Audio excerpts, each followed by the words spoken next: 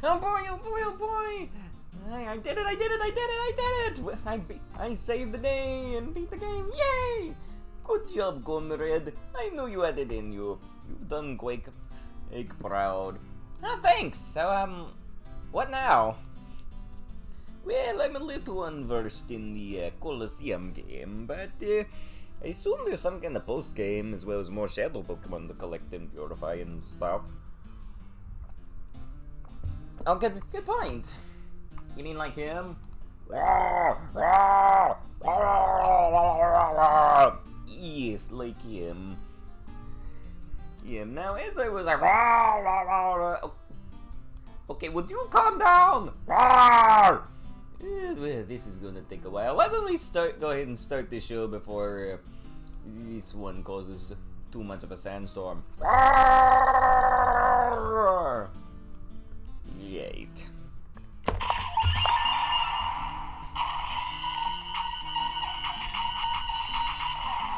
Hello, my Sharkies, and welcome to another Pokemon Colosseum stream.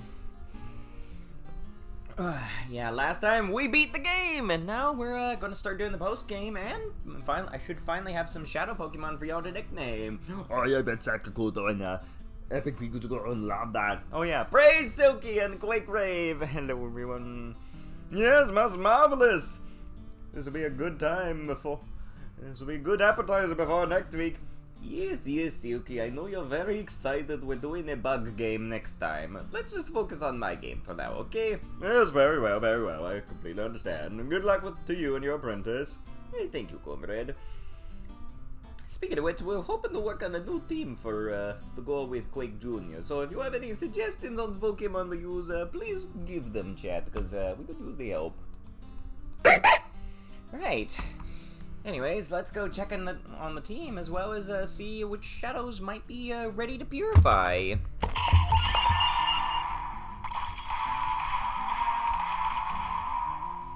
Alright, and there's our champion MVP himself, Quake Jr. Hey everyone, good to see you! Hope I did good, and I hope I can keep on doing good. Oh, you sure will. Ah, such a good boy. And also, we got our legendary Suicune. Yo, what's up, bros and brosettes? Whoever that goes. Oh, I'm doing pretty gnarly. I've been helping train the shadow Pokemons as well as that cute ghost gal. So that's why my level's up a tiny bit. Yeah, I managed to do a bit of Mount Battle off stream to try to get some shadow Pokemon ready. Ooh, excuse me, for purification, so we'll get to that soon enough. Good old Cloudy. Hello! I'm here and ready to help! Indeed. Old Flare Blaze, the fires of justice have returned and are ready to burn. Indeed. Hey, where's my charcoal? Oh, right, I took that. I'll give it back to you in a moment. You better! Indeed.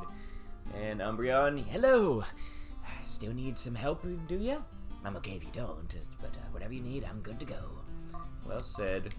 Yeah, quite a good champion. Really helped in the last one. And so did Espeon. Yes, darling. Great to see you once more.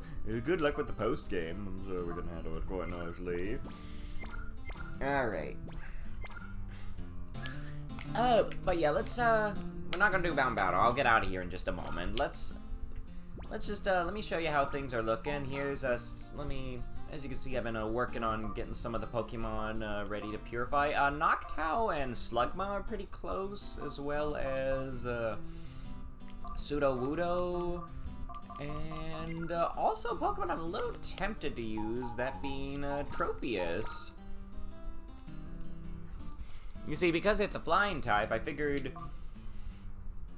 she would go pretty good with Quake Jr. Not to mention, you know, that we could combine that Chlorophyll with the Sunny Day on Typhlosion.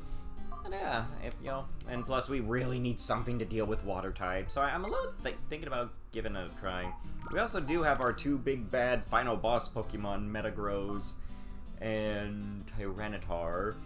Not sure if I want to use them just yet. I do kind of want to use them a bit on stream, because, you know, they're both pseudo-legendary, so they're both super strong. Tyranitar does have that little nasty ability, Sandstream, which, summons a sandstorm. Which, it's not a problem for Quake Jr., but for everyone else, maybe a bit. But yeah, I think, why don't we go ahead and let's go ahead. Oh yeah, I also did low training of Ms. Ruby. How you doing, darlings? Yeah, she actually ended up learning Pain Split, which I put over Mean Look. So yeah, and something that occurred to me is, well, she's got Levitate, so I kind of wanna. I'm thinking about swapping her out with either Espeon or Umbreon, just so we can have another Pokemon that can pair well with Quake Jr. But let me know what y'all think. Yeah, actually, I should check to see if she can learn Psychic. But for now, let's go ahead and get out of here. We'll do Mount Battle another time. So how y'all doing, Chad? Y'all y'all been doing good since yesterday? I'm feeling a little tired. I think, why don't we actually start things off by getting some Pokemon purified. So let me make some room in the party. And then hopefully by the time we walk to the next place. You doing good? Good to hear. Yeah, I think you told me you got a Switch too. How's it been? Did you get Mario Kart World on it? Has it been worth playing? Alright, let's grab our Pokemon to purify. Be sure to start thinking up nicknames for Tropius. Sudowoodo, good to go. Yeah. Sudowoodo, Noctowl, and Slugma. And just do a little bit of walking around. Wait, what? Wait, we only get 3 boxes? Oh, you got the regular Switch too? Well, okay, that's still good. I hope it's doing good for you. I think I saw you playing Pokemon Scarlet on another stream, and yeah, from what I've seen, it is unbelievable how well those games look on the Switch too. Like, they actually run properly. Your boxes expand as needed. Yeah, why 3? Well, I mean, we nearly have all the Pokemon in this game, so... Then again, it might be like other games where they'll just expand automatically. Anyways, I think by the time we get to Agate Village, the Shadow Pokemon should be good to go. But yeah, as y'all may know, I quite like, I love Tropius, so and I feel like they might be good. I just, struggling to think about who we'd want to swap out. I don't know if I want to spend any money on perfumes. So what I'm kind of thinking at the moment is possibly switching the 2 Eevees out for Misdreavus and Tropius. Because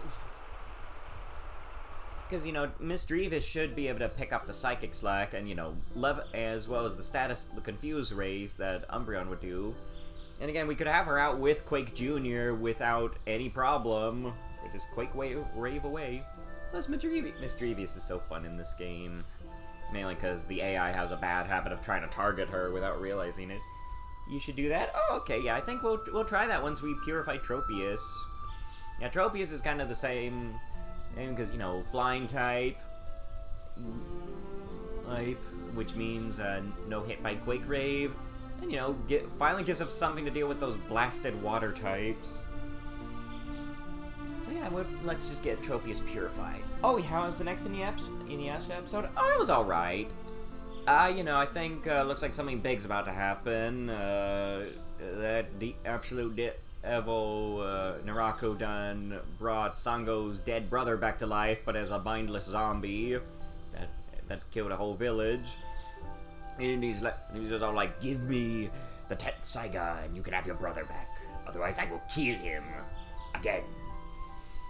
And I don't see it going well. Not the best episode. There was like a bathing scene I didn't like. I skipped through that very fast. The priest is still perverted. Don't like that. And yeah, Oh, also, seems like Kogomi's little brother's a really good person. He's very nice, been covering for her school-wise. Alright, so who's ready to be purified? I'd first. Looks like Tropius and Noctowl. Oh, actually, if we wait run around a few more times, we can do Noctowl. Don't listen to Ranaku. He's a liar. Yeah, obviously. Like, I'm hoping Sago's not gonna be dumb and actually fall for it. Because the monkey spider's such a liar. Okay, I think that should do it. We'll get back to ranting about him in a moment. Let's get purifying. Okay, who shall we do first? Shall we do Tropius, Noctowl, or Slugma? What do y'all think, chat? I suppose it doesn't matter. Oh. Do you hate him more than Sonya yet? Not yet. Not yet, but, I might eventually, because I'm assuming him being hard to kill is really going to get on my nerves. Considering Netflix has it listed as 6 seasons. Banana Dinosaur? Alright, yeah, let's do Tropius first! Here we go!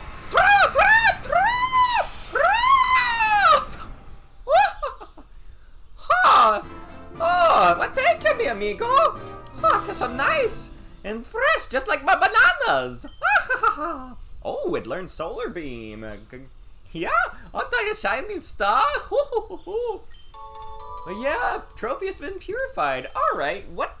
Nana for banana? Bananasaur. Okay, so sorry, Sakakun, but I really like the name Bananasaur. That is awesome. Nana's still good, but I really love how Bananasaur sounds. So we'll go with that this time. And it's got Nana in it. Wait, what? Wait, am I not? I don't think I spelled it right. What? Banana. Okay. Oh, I forgot an Anna. I spool Ingers good. Banana. Oh, just enough room, I think. Dang, I almost called the poor thing Bananasaur. Words are hard. Yeah, Bananasaur! Well, thank you very much!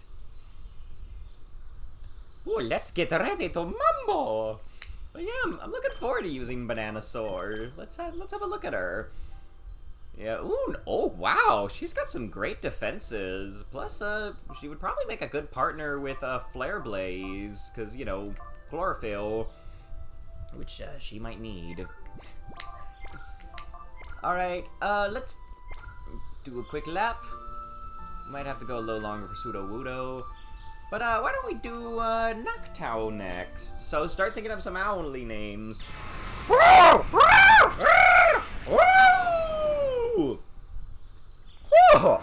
I say, darling, well, thank you very much. I do quite appreciate a good purification. Quite smashing, I must say. Oh, my wings feel strong as steel. Ain't that lovely? Hoot. Alright, what do we, let's see, is it I forget, is it a boy or a girl? I think Hoot will work either ways. Alright, how smashing. I kind of wish there was more owl Pokemon. How many owl Pokemon are there? What a hoot. Well, look. Okay, that's funny, Epic Pikachu, but let's just go with Hoot for now. But that name is funny. I say.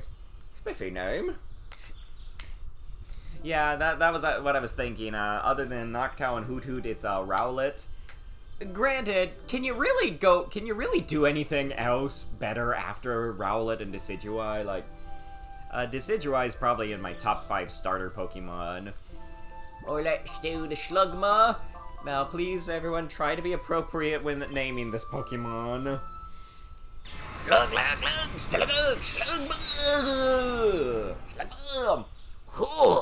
Ooh, I feel like my fire has returned. Ooh, I feel like I can Slugma all over people. How nice!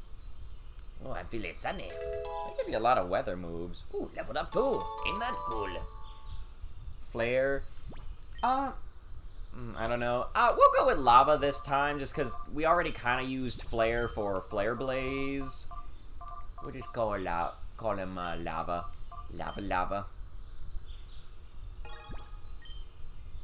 All right, there we go. I don't know. That's it. All right. Well, this is fun. Now, how close is Sudowoodo? I feel like by the time we walk to the Pokemon Center and back, they'll be good to go, so let's do that. But yeah, I'm not sure exactly where we're gonna head to next. I think we're gonna be going down to the under, in which case we'll get some information about where Team Snag'em is. And I also think the Cypher Lab. Let's heal up just because. I believe I was looking at the Cypher Lab. I think you can go there to catch any shadow Pokemon you miss. And I do think one of the starter Pokemon grunts are hanging out there.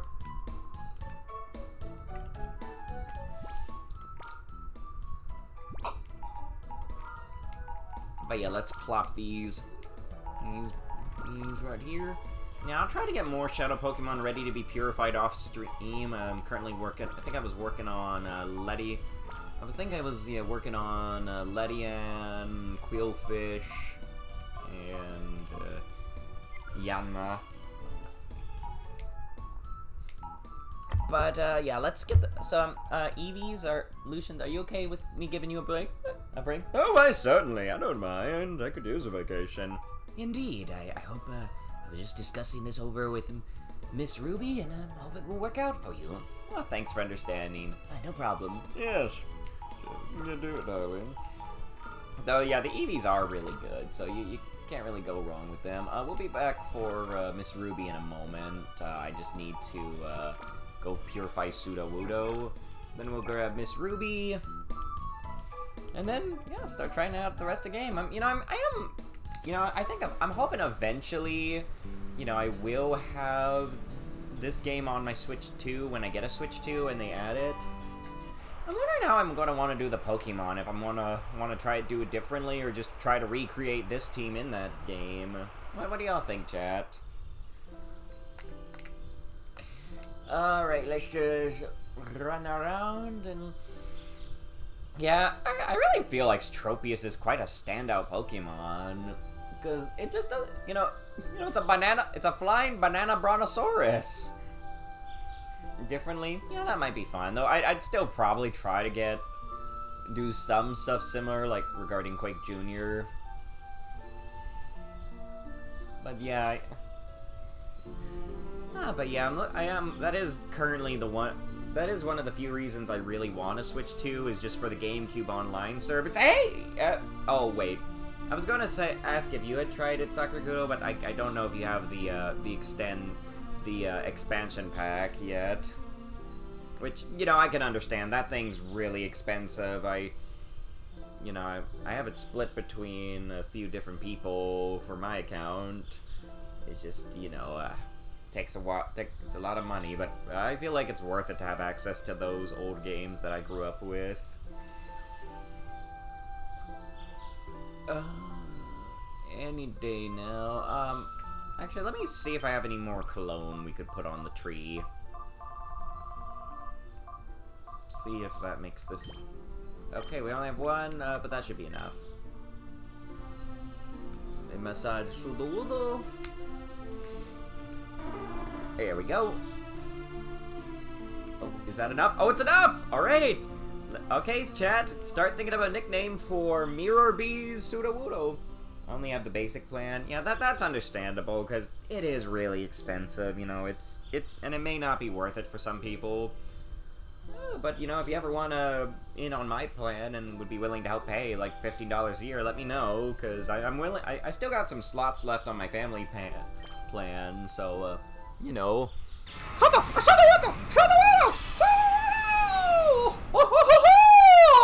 Let's get ready to conga! So shiny, yay! Yeah, ooh, I leveled up. feel like that happens way more in the other game. Alright. Suswood or Kanga? What if we try... How about we combine those names and be really silly? And call her... Suskonga.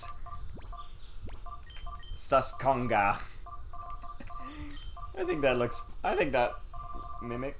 Yeah. Yeah, let's go with Suskonga. Exclamation point. Ho ho ho. Yeah. Not sure what voice I'm wanting to go with for Bananasaur. You know, I feel like I was trying to go for like a South American dancer. Don't know if it's quite working.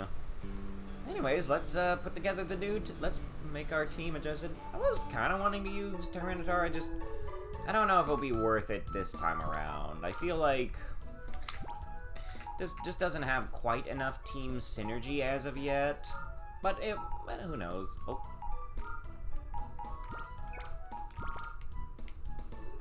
I might have to update my plan because my mom is using your old Switch. Oh, ooh, that's a good point.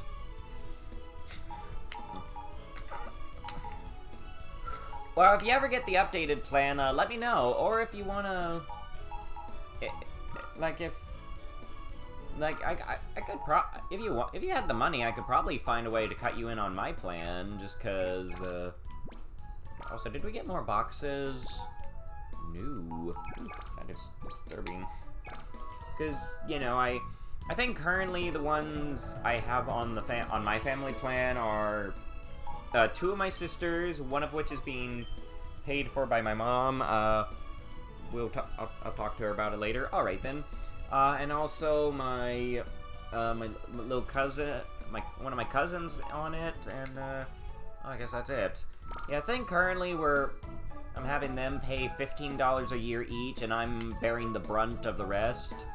So, yeah, well, if you want to talk about it later or figure out something, let me know, because, you know, I'd be happy to help you, help you try out the other games. I just, you know, I don't know if it'd be fair to the other people to, you know... get it for free. Anyways, yeah, let's gaze upon the new team members. Yeah, this is looking pretty neat. Kind of funny we only have blue one. No thanks, I don't want it to be a burden for you and your family. Oh, okay, but you know, it wouldn't be that much of a burden. But thank you for hearing me out. And I hope it works out. I hope you get things worked out for you. But yeah, these two should do nicely. Yeah, Miss Ruby needs a little more experience, so we're gonna keep the experience ceremony. Gotta have my charcoal back. Oh, sorry. Yeah, let's go ahead and give him his charcoal. And is there anything we could give? You know, actually, I think I'm going to give the Quick Claw to Bananasaurus, because I feel like they're gonna struggle a bit more speed-wise. Actually, maybe not. Well, we'll do that for now. Charcoal is good for drawing. Yeah, indeed it is. Yeah, we need to get some more items. We don't really have much to work with at the moment. All we got is a Macho Brace, which is only good for EV training, and a White Herb, which is one-time use, and Silk Scarf, but that's only good for normal types. And that one's meant for, I'm skipping the Switch 2 for the foreseeable future. Yeah, you know what? More power to ya, because there's definitely been way too much drama regarding that thing. So, I do not blame anyone for skipping it. I'm gonna try to avoid it as long as I can, which will be pretty easy because money. Money is hard to hold on to. Alright, let me adjust the team real quick. Let's actually... let's actually move Quake Jr. to the front. Let's see. And do that with Cloudy, just because how great they've been doing. Dude, you cut in the face a little. Oh, sorry, Sweet Cone, give me a sec. What about Pokemon Legends ZA? Oh, not interested? Fair enough, you know. I will say I've also been kind of losing interest in that a bit, just because, you know, where did I put Miss Dreavis? I should have her around here. Oh, perfect. You know, besides, you can also just get it for Switch 1.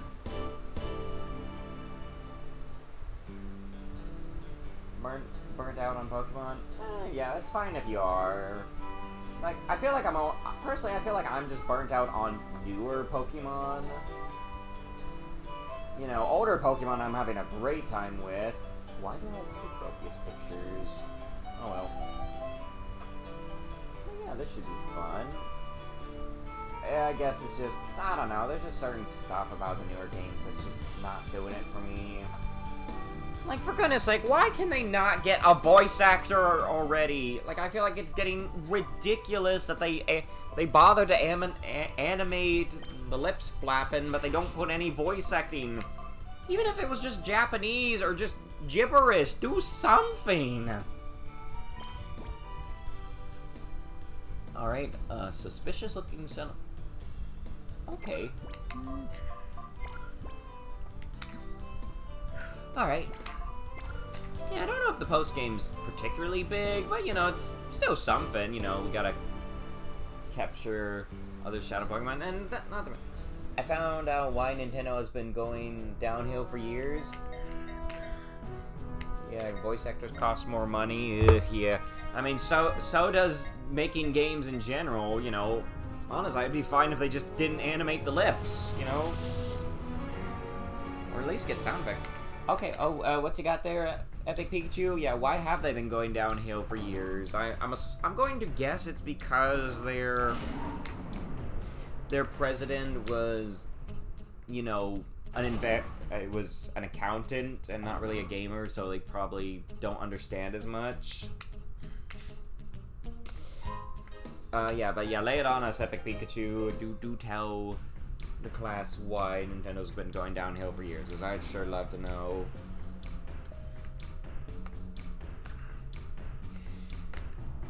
Because, you know, I feel like the developers are still doing good, but the, just about everything else in the company, the legal team especially, and the executives, they are just downright evil, it feels like. Alright, which kid was we supposed to talk to? Oh, did you read my email? Do you want human characters to talk like in Animal Crossing? I mean, it'd be better than nothing. I'd take Animal Crossing gibberish over nothing. I feel like it might even add a little bit of charm to it. Like I wrote in my email, you'll be getting information from all sorts of people from now on. Of course, I'll keep checking on the Shadow Pokemon list date in the meantime. Yes. So, are you not going to tell me anything else? And anyone else?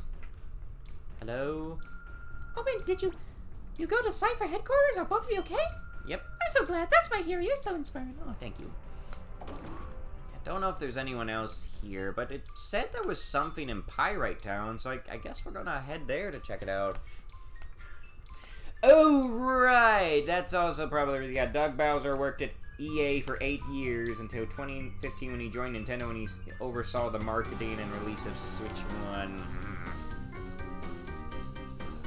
Ah, yes, EA, what used to be the evilest game company in existence, which has only been overthrown by other companies like Activision, just being way worse.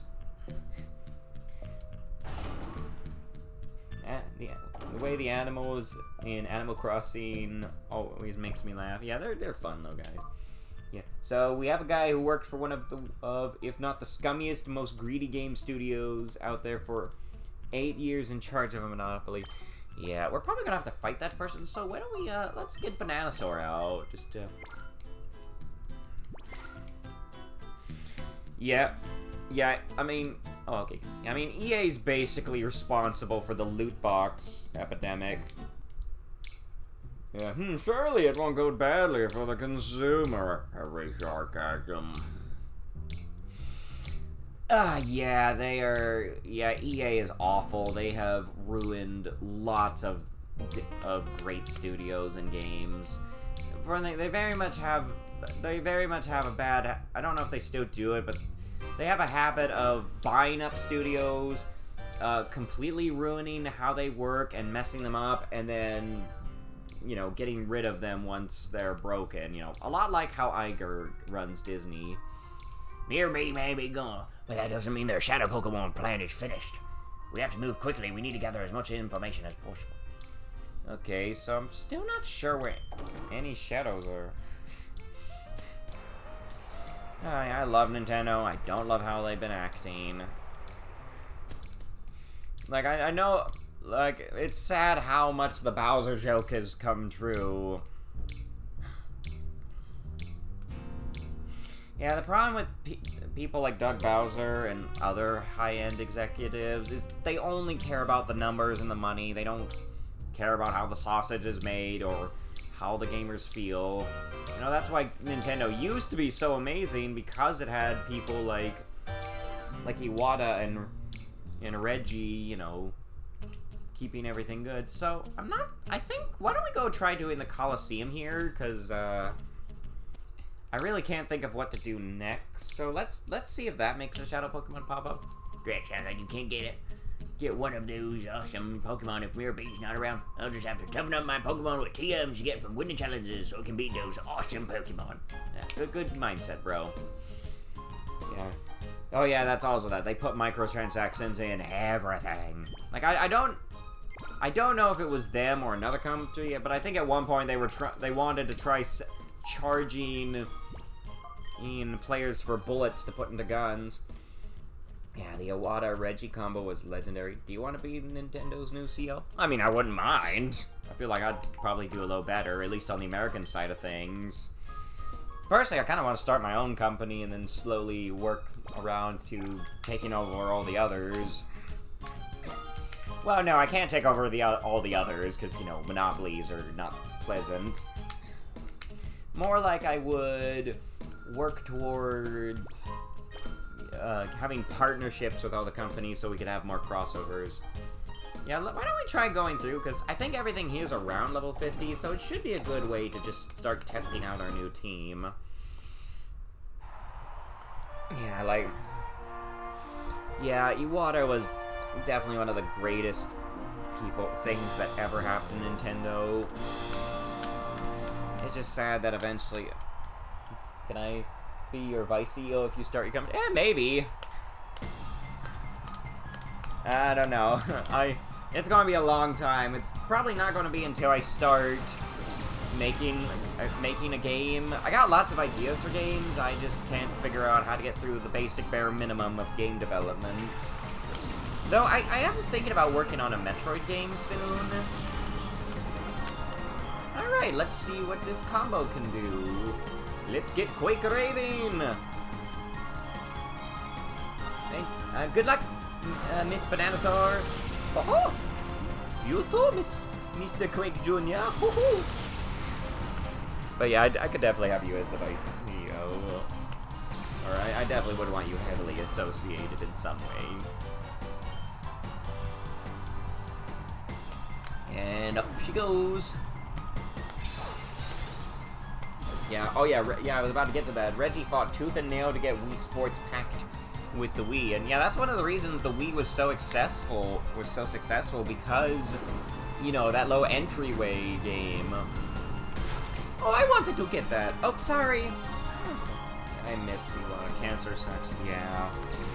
It's truly awful. Yeah, I think the stress was eventually too much for him, and his body lost to cancer. It was... And then shortly afterwards, you know, Reggie retired for whatever reason. Yeah, like, I you know, kind of funny. I think he actually did throw some shade on Twitter at Nintendo for the whole Welcome Tour. Like, I mean, seriously, why would anybody pay $10 for that low tech demo game? He wanted more time with his family? Well, fair enough. You know, it's good to put... It's important to, you know, spend time with your family. yeah, don't... Yeah, dang, I think the Quake Grave's just gonna obliterate all these Pokemon. Call it now, I'm gonna misread Bananasaur's Bulbasaur within these next few streams. Oh, yeah. But yeah, I really don't know what's gonna happen, because it sounds like sadly, the Nintendo Switch 2 is selling well, because, again, it does look like an amazing console. Yeah, they just keep doing everything to burn every little bit of goodwill possible, like... I still do not feel safe about the whole bricking thing. Like, again, most people are probably gonna be fine. I may have just gotten scared by a lot of the stuff rage bait YouTubers have been saying, but yeesh. That is just scary, and, you know, there's a pretty nasty way they could abuse it, and I'm really hoping they don't.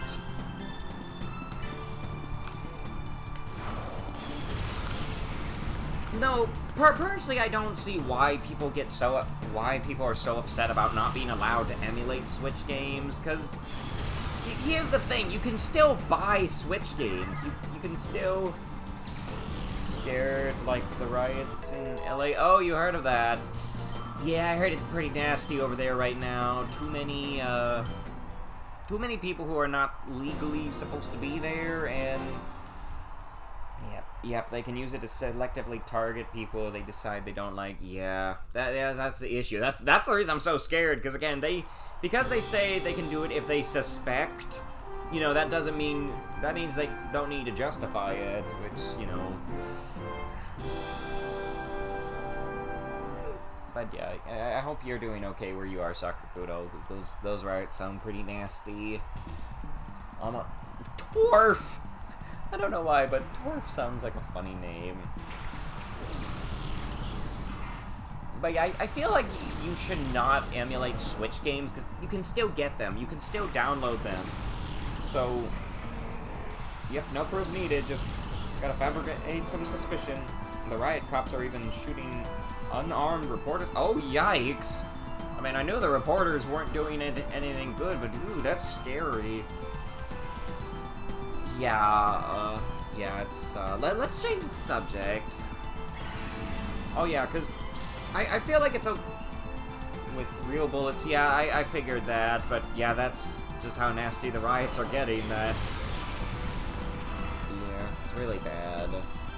Let's change the subject before Twitch comes after me. Because I don't see why you would want to emulate something that they're still selling. Now, with older games, I think it's perfectly fair to emulate them, because, again, they're not selling Game Boy Advance games anymore, they're not selling old GameCube games.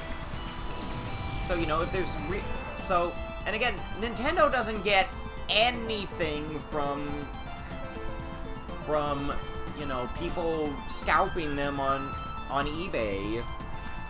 So, you know, it's not fair that people need to be denied getting a game just because Nintendo doesn't want to sell it anymore. Then don't want to buy the games? Oh, they don't want to buy, don't want to buy the games? Yeah, you know, I feel like that's kind of ridiculous at that point, you know. You know, just wait for the Switch to no longer be in use. Which, depending on how Nintendo decides to handle that, you might have to switch to that permanently, because I know someone had a scary comment of like, oh, what if they just decide to brick all the consoles once that generation's over? I'm hoping they don't, because I want to believe they're not that evil. That, and I feel like if it happened to everyone, I feel like there would be enough of a lawsuit and a fuss that would cause problems. But they don't want you playing old games. They want you to buy the new console games. Yeah. Yeah, I just don't... The annoying thing is, why don't they want us playing old games? And I know Arlo made a good point when he was talking about the whole limited times release stuff they did with during the year of Mario. Is, you know, what if they don't want us knowing how good they used to be? At least the Switch 2 is backwards compatible? Yeah, that thing, I am very glad about that. So that's another reason I would want the Switch 2, is because The other is, though, that does also bring another issue is I'd have to buy more Switch 2 docks, you know, for all the places in my house.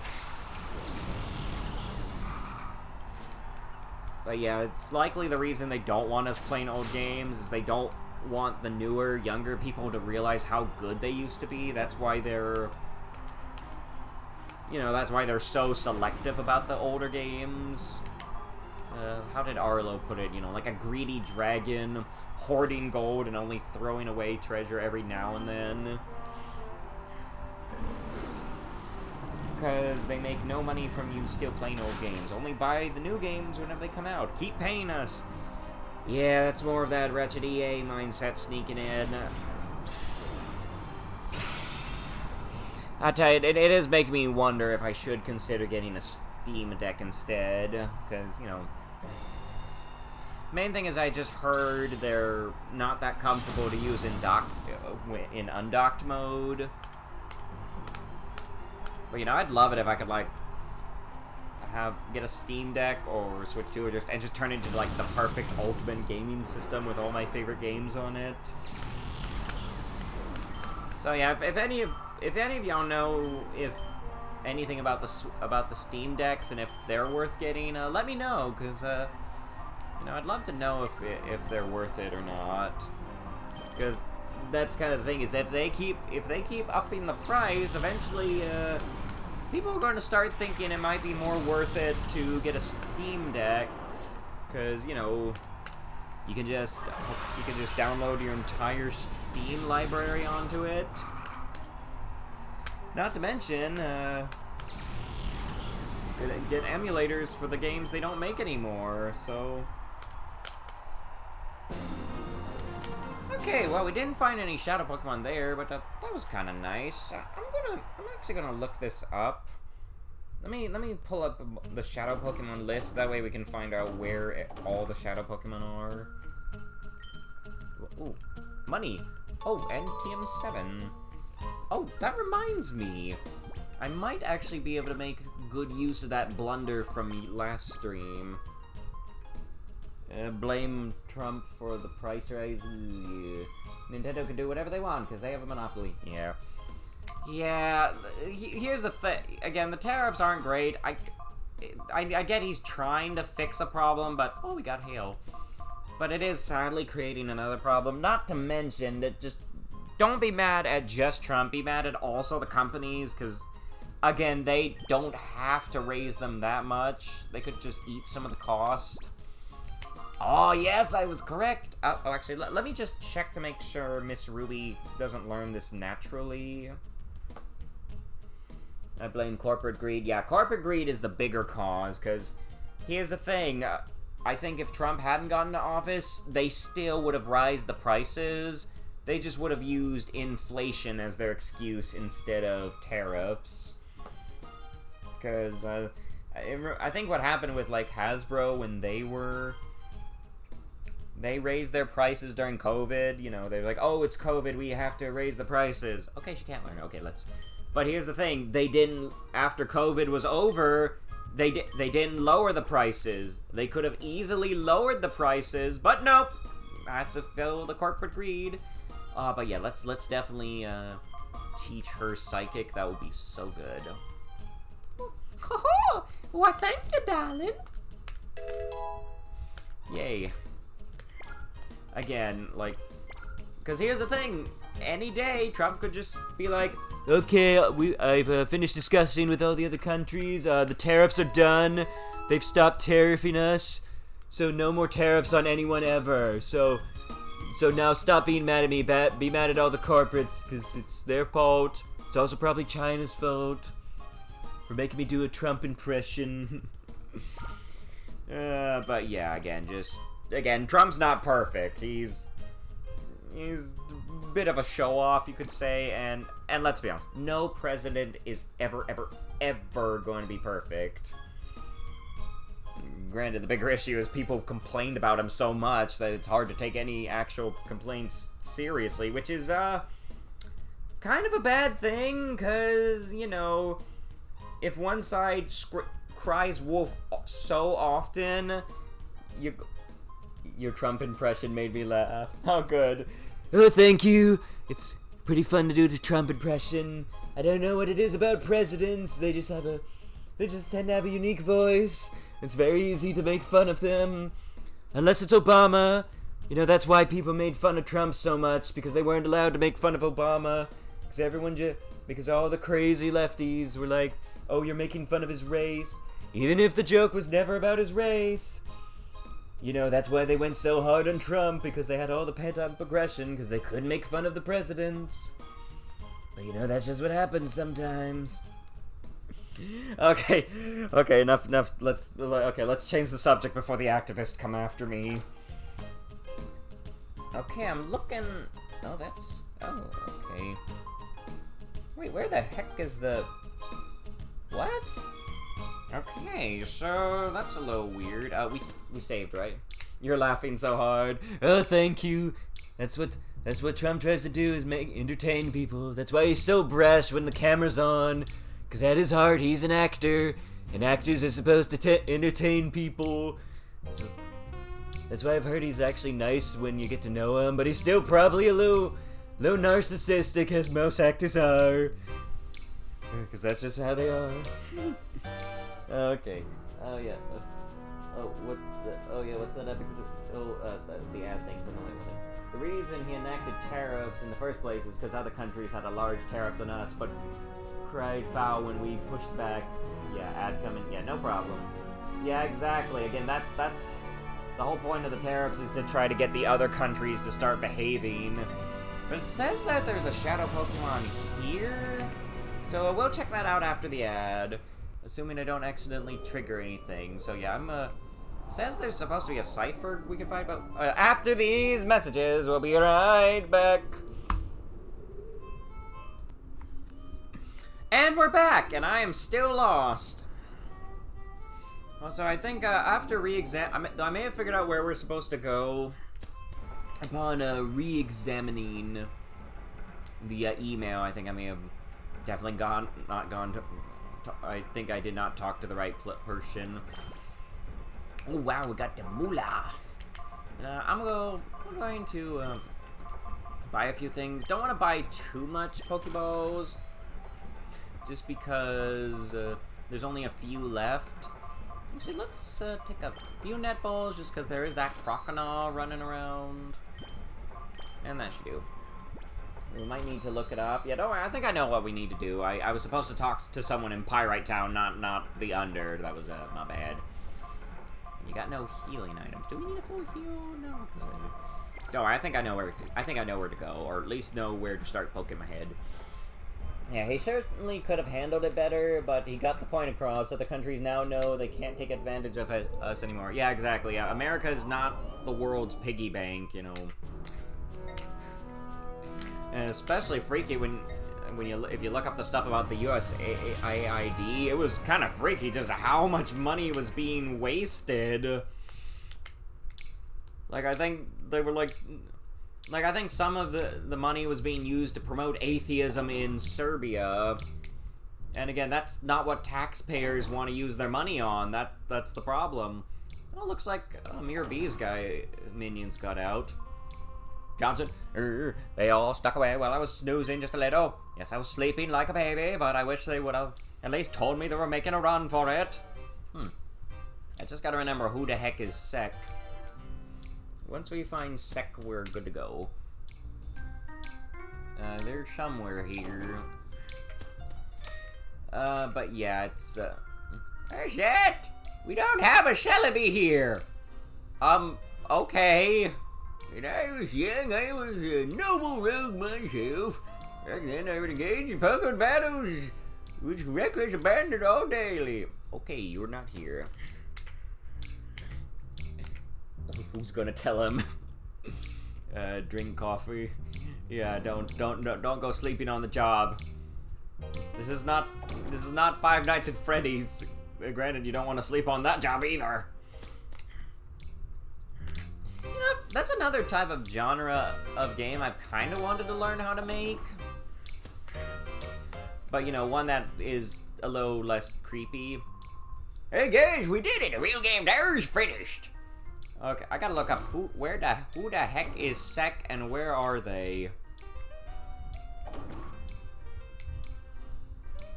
I know they're in Pyrite Town somewhere. I just, yeah, I think I might need to take the advice and look up who the heck is Sek. Are you Sek? Hi, folks. The windmills operate perfectly, and so thanks to you. Are you Sek? Oh, 30 odd long years of cranking gears. Oh, 60 long years, still cranking gears. Hey, fellow, how many years am I supposed to keep turning these gears? Okay, yeah, I need to look this up. Sorry. Where the heck is Sek? Okay, but where in Colosseum are you? Okay, okay. Oh, okay, maybe he's with Dukeen.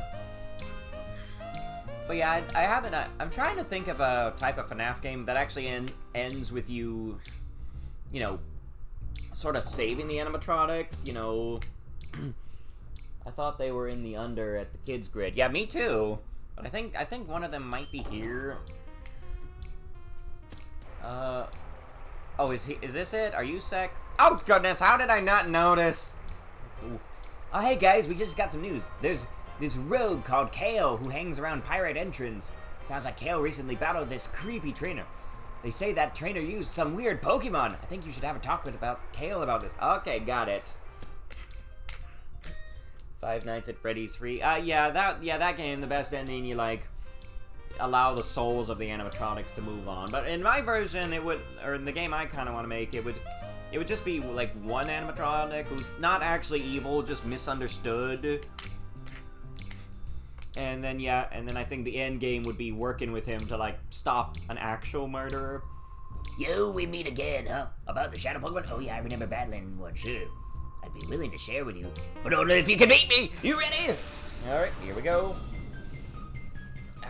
Oh wow. Alright, let's do this again. But yeah, because, you know, I always quite liked mascot-like characters, you know, like the kinds at Chuck E. Cheese. And, you know, I don't really like how they've been kind of, demonized by stuff like FNAF. Oh, well, what are you doing that for? Alright, I think we might want to... Oh, shoot, it had Trace. That could be a problem. Why don't we switch to Suicune for now? But yeah, I'm still trying to figure out the details of this game. I'm thinking of it being at, like, a hotel, and the mascot is... I think I was going to call him Snowy, the policeman polar bear. And, you know, he's not... And so my... He's not evil or possessed or anything. He just got locked away because of some misunderstanding of some delinquent kid trying to force himself into his mouth. Or even how everyone made clowns evil. Yeah. I might have to do a clown in one of those games at some point. But the idea I'm having for, like, the end game of it would be...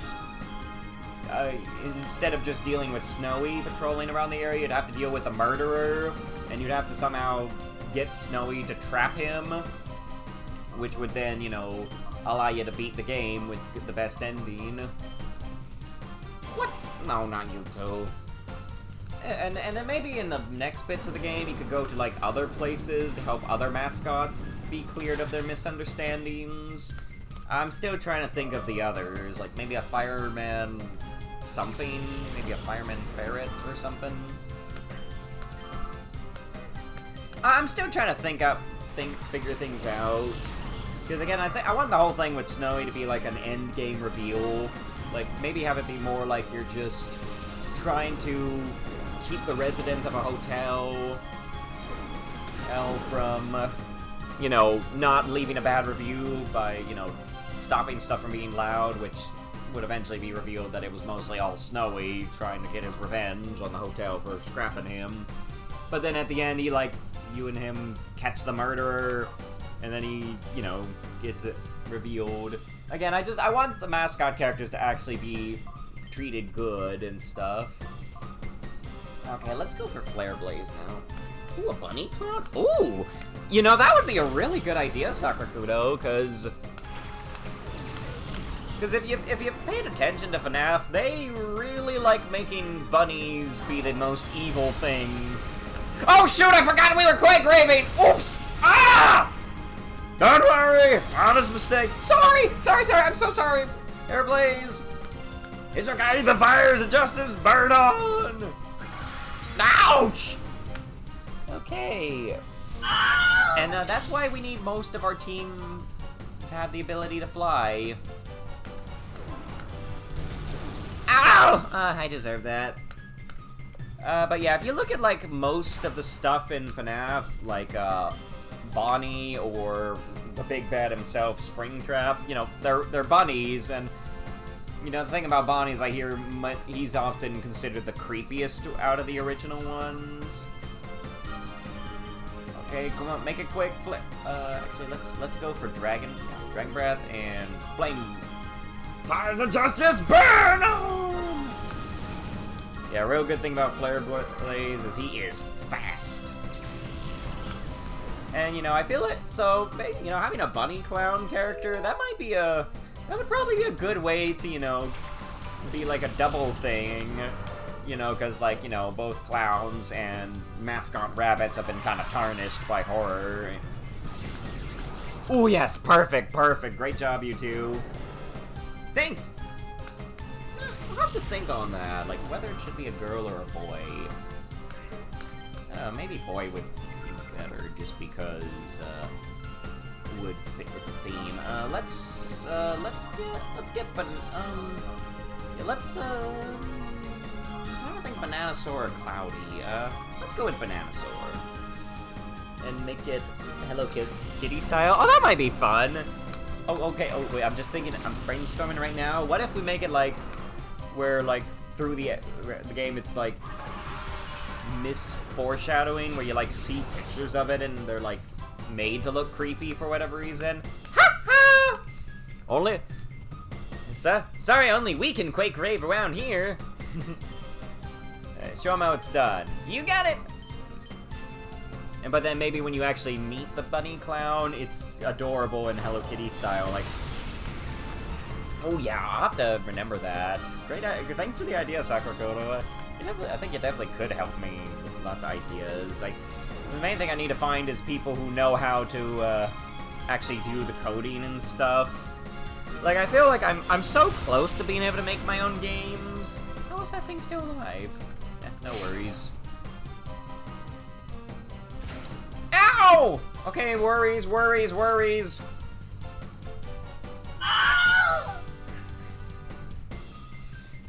But I just cannot get through the basic bare minimums of making a game. You know, the really frustrating early stuff, like, you know, creating all the physics and stuff.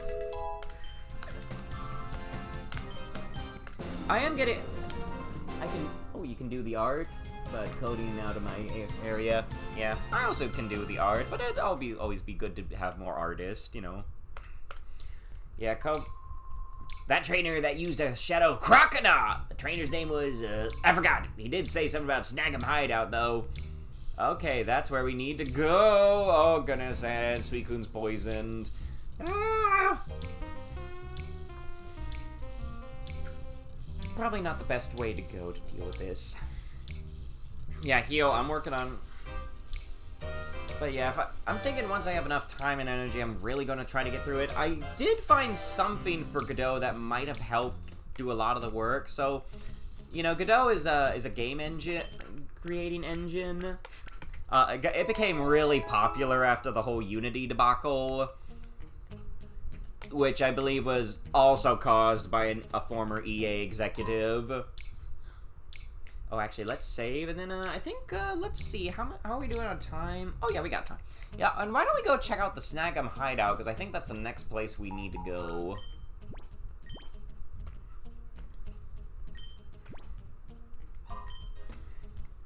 What was that? Oh, yeah, so there's, Godot, I found this engine for Godot that kind of did a lot of the heavy lifting beginning stuff for me in terms of making a Metroidvania. But yeah, I like installed it, and now I basically have a basic bare minimum Metroidvania where you can like walk around and go through a map. So I'm thinking maybe if I figure out how to use that, I can make a Metroid-like game. You know, because I've been thinking of some really good ideas for a Metroidvania-like game, because one of my favorite Game Boy Advance games is Metroid Fusion, and I'd really love to be able to, like, make a love letter series to it. You know, essentially just take what Metroid Fusion did and do it in my own way. Oh, and there it is, Snag'em Hideout, the place we blew up at the beginning of the game. Let's go finish the job.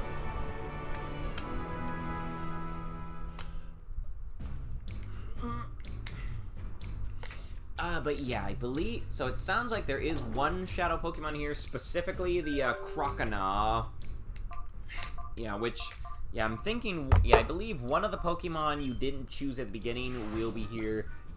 Do your sisters know anyone who can code? I don't think so. Well, granted, I think one of... Oh, Crocodile, let me tell you, Shadow Crocodile's name... Bluno. Oh, yes. Yeah, I think one of my... I think my oldest sister's boyfriend she lives with might know a lot about coding, but I think he's too busy with other stuff to be able to do anything for me. Ooh, Max Elixir. He's actually kind of... he's actually the one I have working on the Quake Rave emote, but he's very busy, so it's unlikely. Oh, hello. Nor! Oh, Nor! Well, if it isn't you again, you had your way with my party before, but not this time. But yeah, I think we are going to start seeing a lot of Cypher Peons we fought before. Because yeah, this place is namely to be where you can catch any shadow Pokemon you missed. Ooh, this could be a little tricky. Let's get Quake Raving! Oh, you betcha! Alright, so let's go and do Earthquake just to obliterate the fortress. Off I go! Oh wait, how'd you... Oh, the Quick Claw activated. Nice. But yeah, I'm still trying to think of ways I can make my own Metroid game. I was originally going to try to do one heavily based off Metroid Fusion, but like each floor would have its own little monster that would stalk you. You know, like first one would have like a monster that kind of looks like a Bionicle monster. Okay, I think we might need to get, yeah, let's get, Flare Blaze out to set up the sun. Or at least get burning. And then the second floor would, like, have these, flowers that would bloom and start poisoning you if you stayed in a room too well. Oh! Uh-oh. Okay, we're fine, it's just Masquerin. Oh, actually, no, that's a little concerning.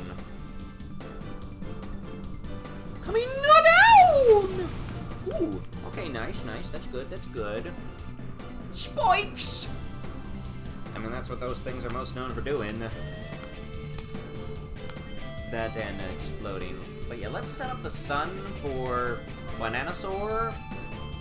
And let's see how much a solar beam would do.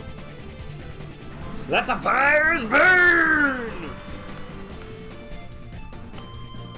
Oh, darn it. Stun Spore doesn't work on grass types, right? Well, we'll never know. But yeah, the main reason I'm a little... Oh yeah, we're talking about Neon Genesis Evangelion, right? So basically it was created by a depressed Ultraman fan. Oh yeah, okay, yeah. I'll get that into a moment. But yeah, the other idea... But yeah, basically, until I get good enough to make the complicated AIs for that game, I kind of want to make another one where the main character is, like, trapped in a giant prison spaceship, and the climax of the game is having to, like, fight the prison spaceship on, like, riding your own spaceship. Something like that. Anyways, where was we? I don't know. Let's try that solar beam again. But yeah, so yeah, the guy who made Evangelion, yeah. Yeah, his, it's fairly complex what happened, so... So you may not, I forget what his name is. Is it like Ano Heiaki or something? Well, y'all may not know this, but his mentor was actually the famous Miyazaki, you know, the guy who created Studio Ghibli. Well, Miyazaki kind of caused a lot of problems for Ano. I think that's his name. So, yeah, I haven't watched too many Ghibli movies. At least not, yeah. Totoro? Yeah, the guy who made Totoro was the mentor of the guy who made Evangelion, which is also kind of where a lot of the depression came from. So you may have noticed this if you watch any of Miyazaki's movies, but he hates technology and science. I've heard a lot of the Studio Ghibli movies have a very anti-technology theme to it. So, you know, a very much thinking that, oh, technology corrupts humanity and it's evil and you gotta be traditional or whatever. Well, here's the thing, Ano, the guy who made Evangelion, is, well, he's kind of a giant nerd, and he grew up watching Ultraman, as well as, you know, other stuff that was on at the time. And, you know, he really loved stuff like that, and, well, those things are very much science fiction, which, you know, Miyazaki no like. So, a lot of it so basically Miyazaki put a lot of pressure on him to do it his way and not do the stuff he loves. The stuff he loves being stuff like Ultraman and Godzilla and, you know, science fiction-y stuff. And I think there's actually one notable show that really shows a lot of this happening, and I believe it was called Nadia of the Blue Water. Y'all ever hear of it? It's a kind of an anime based off. Oh, what? Oh, hold up! Oh, what am I doing here? Don't worry, it's fine. You'll be fine. Okie dokie. Okay, well, let's just start flying and hope for the best. But yeah, that might be a good idea. Get back here, Ninjask! This guy's really bugging me. Yes, very original. Oh, sorry, Silky. Oh no, I'm fine. It's just, you know, pretty obvious joke. Get back to your story if you don't mind. Oh, yes, of course. So, Nadia the Blue Water had quite a few production issues. For one thing, it's based off the novels of Jules Verne. I think that's his name. He was like the guy who did stuff like 20,000 Leagues Under the Sea. I think there was also a story about some scientists building a cannon to shoot people to the moon. I think if we could just start flying, that might do the trick. And, well, I think Miyazaki put a lot of pressure on Ano to not, you know, have technology be good and stuff. There's definitely other people who know more about this than me, but eventually essentially Miyazaki was making Ano hate himself for what he loved, you know, making him feel bad for liking science fiction and that sort of thing. And y'all know how old old Asian people can be. They are very much about tradition. They don't like admitting they're wrong. Granted, not admitting they're wrong is kind of a trait too many humans have. And basically it all kind of erupted with Evangelion, or Stubborn, yeah. Which I quite hate. But yeah, essentially, Evangelion is essentially just exploring the inner workings of its creator's mind. Because again, like, if you look at it, it really is kind of like a dark, twisted version of Ultraman. You know, because the angels are basically just aliens or kaiju.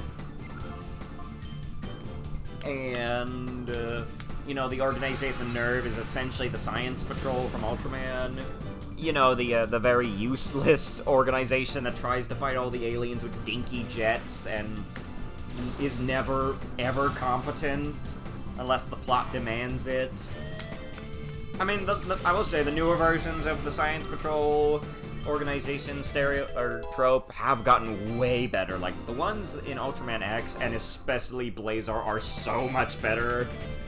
I really love the ones in Blazar because they got a flippin' Mecha Godzilla, known as Earth Garon, who's basically, you know, big blue robotic T-Rex. Oh, there's... Okay, we're gonna have to do this the hard way, I see. Okay, one moment. But you have to admit, Evangelion does have a good opening. Oh yeah, it sure does. That opening is quite legendary. It's quite good. I don't know if it makes any sense.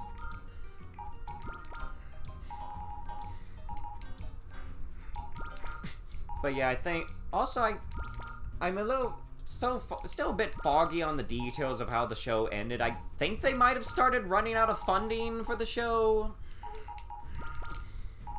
And, oh, if y'all know about the movies, oof. Yeah, they're pretty bad. I also... You read the English lyrics? No, I just, not yet, but I probably would be confusing if I did read them. I just know the song title is Cruel Angel's Thesis, and, I'm assuming it only gets weirder from there. But yeah, the show essentially ends with everyone turning into orange juice. And the reason that bugs me is, for one thing, it's a bad ending. But I don't like how that's their interpretation of the rapture. You know, the part where everyone who believed in Jesus gets to go to heaven. Because, you know, I believe in Jesus, and I get very offended when people mock him. It's especially hard because you're not allowed. I'll send you a video with the English lyrics on Instagram. Oh, cool. I'll try to check that out later.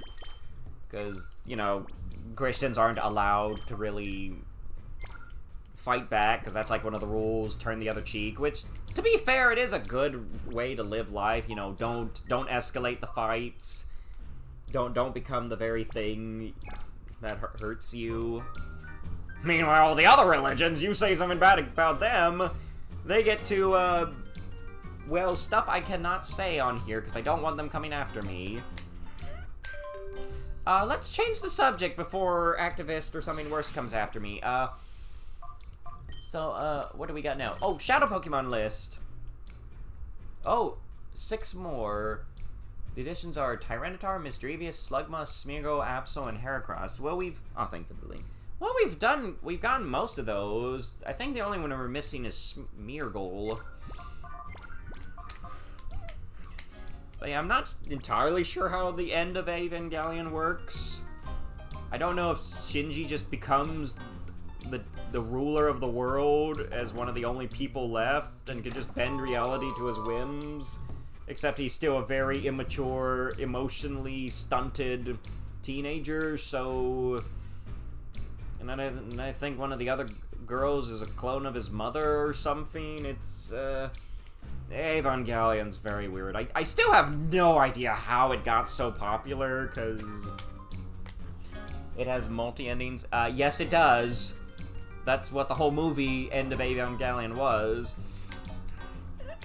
Oh, goodness, where are we going now? Oh, hello, oh, excuse me? Oh, you don't mind? Okay. Ooh, Max revives. That would have been helpful. Excuse me, how you doing? Sounds like you've been playing hero all over the place. Playtime's over, I would dish you the same sour state as the Stag Machine Land. Oh, what's that?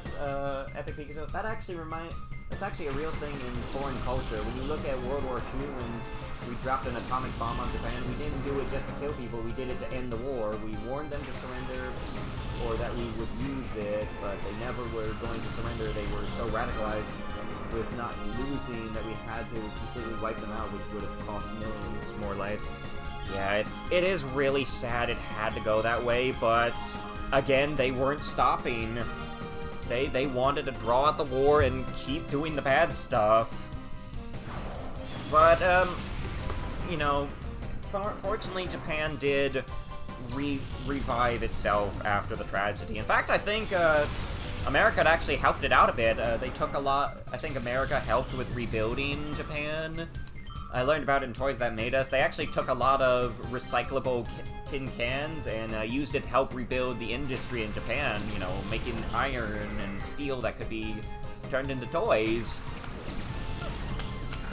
Yeah, kind of part of the whole thing that led to the eventual creation of Transformers. And also, I may have told y'all this before, but, you know, Godzilla is... Oh, I mean, y'all obviously know this. We kept warning them, but they didn't listen. We had no choice. Yeah, it's still bad, but, again, it would also be bad if they kept doing the bad stuff, so it's just kind of messy and sad. I mean, that... Y'all obviously know... It's pretty obvious, but Godzilla is supposed to be a metaphor for the atomic bomb. Like, Godzilla is literally a metaphor for nuclear fallout, because, you know, that's why Godzilla was created, to, like, show the terror that Japan felt around that time, and, you know, warn people about using such weapons. Because I think in lore, in the movie, that's what created Godzilla. All the nuclear fallout mutated a creature into him. Though kind of funny enough, you know, like I said before, Ultraman also came out of that disaster, but in a more positive way. You know, Ultraman, you know, represents a hope for the future, you know, to be a hero, to always come and save the day even when things are at their worst. When it comes to fighting, Japan would rather go down fighting than give up. I didn't think you'd be this tough. No wonder you're famous. Yeah, that's kind of the problem with a lot of stubborn, arrogant people. Because, you know, I think a proverb I've been working on is a big problem with a lot of the arrogant people who are obsessed with their pride. Ooh, rare candy. You know, some arrogant people... Oh, we froze? Oh, are we froze? It looks fine on my end. Is it frozen, chat? Are we good? Never mind. Okay. You know, some arrogant people would rather die than admit they're wrong. But the problem is, some arrogant people would rather everyone else die rather than admit they're wrong. Let's use these rare candies. Let's see one. Let's see, put one on you. Let's put one on you. And let's put one on Flare Blaze as well. So, please. Oh my goodness. So yeah, again, the world would be a lot better if people would just learn to swallow their pride and just admit they're wrong and then learn to be better. Like, it's okay. People are wrong all the time. The best thing to do is just learn from your say you're sorry, learn from your mistake, and become better. You know, growing is cool. It's cool to become better and more evolved. Wait, why am I going... Oh, I think I wanted to run by the save point. Ah! Oh, not you! Oh, he's back, chat! It's Scrub! Because of you, my standing in Cypher is in the dumps. Oh, what's that? Okay, what? Hey, sorry, I don't know why I had a problem with the word crippled. Also, fun fact, the original plan was to bomb Tokyo, which would have killed 100x more people, but they switched the target at Hiroshima and Nagasaki, two critical port cities, to cripple their military and kill far more people.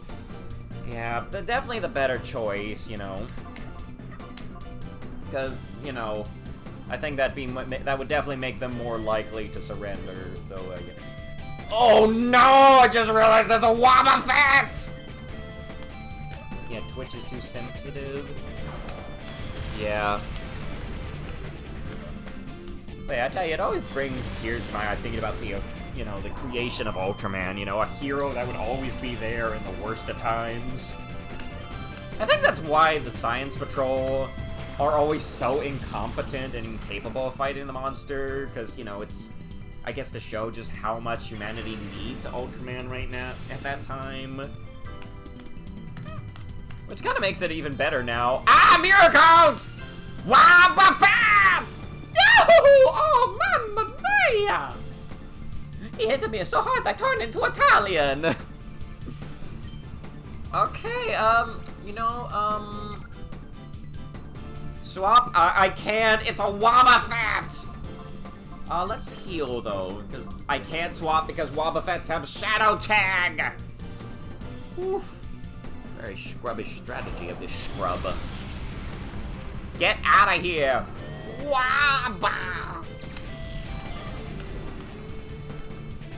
But yeah, let's get back to the whole Evangelion thing. I think later on, I think the popular... Oh wait, I remember one of the main things he was trying to do with Evangelion is I think Anno was trying to show people what happens when you don't have good friendships or bond, when you just, you know, let your depression take over your life and, you know, don't connect with people. I think he was trying to get people to, you know, go connect with people more and not be such shut-ins. Unfortunately, because Evangelion got so popular, it kind of had the opposite effect. So I think that he did for a long time he might still have quite a hatred for his own creation. Because people keep wanting more of it, but he doesn't want anything to do with it at this point. And that's kind of what happened in the last few things. Because what they ended up doing with Evangelion is they made these things called the Rebuild movies. Take that, scrub. My stand is gonna take another hit. Where the first movie was essentially, you know, an updated version of part of the first show. But the second part made a change, started changing things. Like, I believe they added a new carrier, a new, what? Yeah, people like to claim that we use the atomic bomb to show our might just to kill, but we repeatedly warned them and wouldn't listen. Yeah, kind of the sad part that people never people won't look at the context, because again, the context, they would not stop. You know, and really we should just try to learn to get people to not go that far to the point where it's needed, you know. Like, I don't think nuclear weapons are should never be meant to be used. They're meant to get people to not take it too far. Oh, we can't go that way, okay. But yeah, one of the notable changes is, you know, it's kind of funny how much I know despite never watching it. That the second movie added was a new character. I believe her name was like Mary or something, who was a lot different than other characters. She wasn't quite as realistic. She was also, like, not depressed. Like, I think she was, like, one of the only characters in the show that was that did not have depression in any way, shape, or form. Pride comes before the fall. Indeed it does. And I think many people think that she's meant to represent Anno's wife. You know, that essentially she came into his life and brought happiness and joy to it. Oh, hey, Watching Bin! We were just talking about an anime show and nuclear fallout. There's gotta be somewhere some Pokeballs holding awesome Pokemon. You have some? But yeah, the main change happened with that movie in the second half, where essentially the world got apocalypsed, and then the third movie is just kind of awful. Like, just, you know, full-on depression, and... But then I think the fourth movie is where things finally end for Evangelion, and Shinji actually gets a happy ending. I think I saw a clip from it online, and I still have no idea what's going on. And we were talking about Neon Genesis Evangelion. Yeah, that anime I don't really like, but somehow know a lot about because it got really popular. But I think it ended with Ava, the main Ava fighting the 13 one, and something reality multiverse. I don't know how it ends. I don't know exactly. I think something happens that just removes all the Avas and Angels from the world, as well as Shinji's abusive dad, and everyone just has a happy, normal life. Yeah, I haven't watched those because I feel like it'd be too depressing for me, and I've already had enough depression in my life. Though, there is technically one thing related to it I have watched, and by that I mean it crossed over with it. So, have y'all ever heard of the anime Shinkalion? So, for context, Shinkalion is probably my favorite anime ever. It's a show about bullet trains that turn into giant robots to fight monsters. Yeah, it's pretty yeah, it's some pretty awesome. Oh, you've been watching that anime lately? Oh, awesome! Oh, that's great. Yeah, I've watched all the shows and the movie. But yeah, Shin Callion is such a great show. I don't know how far you are into it, but I really love how they actually do try to find an understanding with the villains, and you know, and the villains do have a pretty legitimate reason for doing what they're doing, which I don't know how far you're in, but again, I think I think it was essentially their species is about to die out, so they're trying to, you know, fix that. And, you know, they almost work it out with the humans until the higher-ups of the villains start being pure evil. Oh, you're talking about Neon Genesis Evangelion? Oh, okay. But I would recommend watching Shin Callion, too. It is a really good show, especially if you love trains, like... I knew you had some awesome Pokemon. Like, thing about the main character, Hayato, is he's kind of a railway fan. Where'd you find those? I want him. As in, he has many moments where he'll go on long spiels about lots of obscure railway facts and facts about trains, and just be an absolute fanboy, and it's really wholesome. Usually with everyone else not having any idea what he's talking about. That's enough of your actors. Party over. Dryton. That sounds scarily similar to a very powerful Yu-Gi-Oh archetype. But, so... anyways, y'all probably wondering, how does me talking about Shin Callion relate to Evangelion? Well, think about the first two Shin Callion series. They kind of had a habit of, doing crossovers. So apparently there's this Evangelion bullet train, like a real-life bullet train, and yeah, I think it appeared on the show. Like, for just like a part of the show, I think Hayato and his little robot companion, Shashat, is like at a station, and then it just turns into a full-on Evangelion reference, as in Hayato starts doing the thing the evil dad does, and then there's pillars all over the place, and then the theme song starts playing as the Eva 1 bullet train comes pulling into the station. And oh yes, and the Eva anime exists in the universe, or at least the train based on it does. Oh, but it doesn't stop there. But you see, later on... Oh, wait, Pelipper. Ooh, that could be a problem. Later on, somehow, Hayato ends up traveling through dimensions, and apparently ends up in one of the Eva worlds. Apparently a more positive one, where there doesn't seem to be any depression. And he actually ends up fighting a monster alongside Shinji, who instead of having his Eva, has the train Eva turn into an Eva. Which is also an actual toy in the series. Yeah, and they fight this thing called the King Angel, which it essentially looks like what would happen if you took all the monsters from Evangelion and merged them into one. It's actually quite amazing. It's got the A field and everything, but yeah, he ends up having to fight. Yeah, they end up fighting that together. But yeah, it's like some weird alternate version of Evangelion where, you know, no depression, and also all the Evas are trains instead. You know, it's just occurring to me, we don't seem to have much for water flyings either. Oh well. So yeah, ain't that something, chat?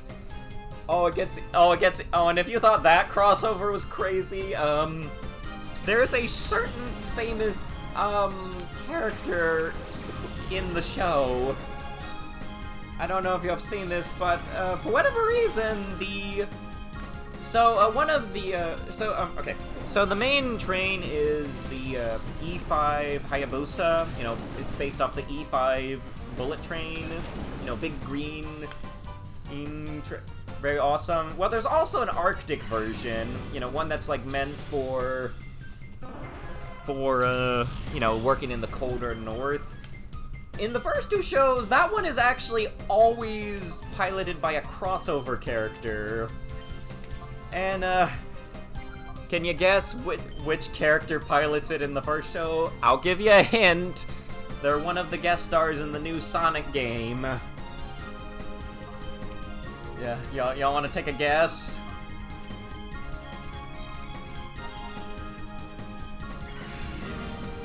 So,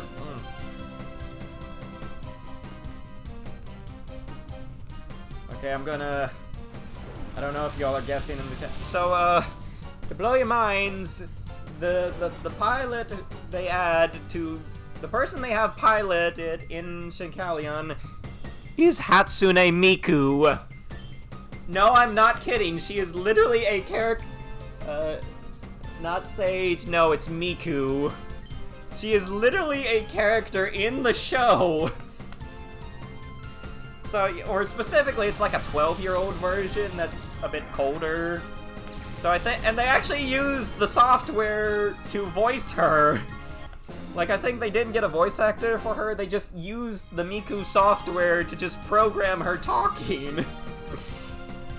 So yeah, in the first Shinkalion, Hatsune Miku is just a side character. And it's quite glorious. I'll show you a painful time one day. Yeah, the Vocaloid is a literal character in the show.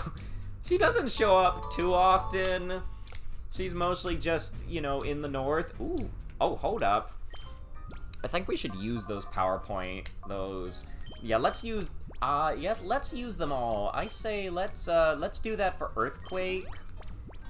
What else? I think I'm gonna, I'm not sure. We'll get back to that. Yeah, Miku is just a straight up character. Yeah, I think her whole plot, and she doesn't quite act like the regular Miku. She's a bit colder, you know. She warms up eventually. She's also 12. Yeah, they kind of aged her down for the show because, you know, kids gotta be the pilot. It's quite something seeing Miku just piloting in the train. Sir. Oh, thank you. Yeah, what time is it? It's a little over. We could probably play until the next ad break.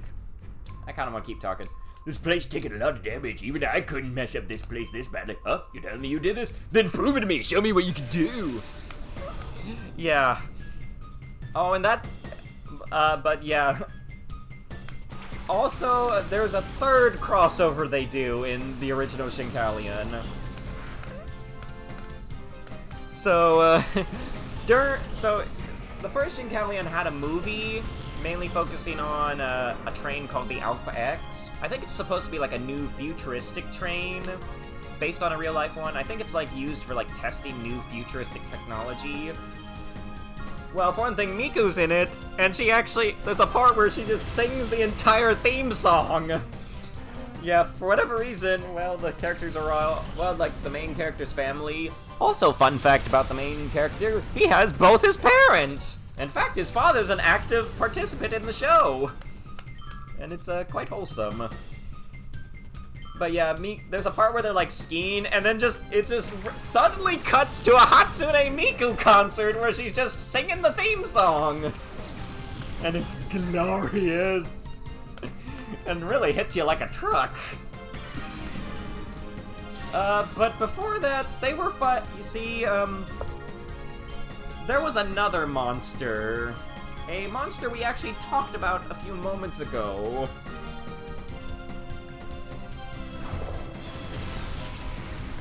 Yeah, oh yeah, also the Avas are in that movie. Because why not? Because I think... Yeah, oh, yeah, so random. So yeah, the movie has Godzilla in it. Yeah, the movie literally starts with them fighting a snow version of Godzilla. And he's not even the main villain. The main villain is some very white aliens, white as in color, in outfit and such, and who are like trying to take over the world with a giant train monster robot. Pretty cool one too. But so, I think partway 2, Godzilla comes up again, and then he summons the Ava trains to come from their universe and help fight the villains.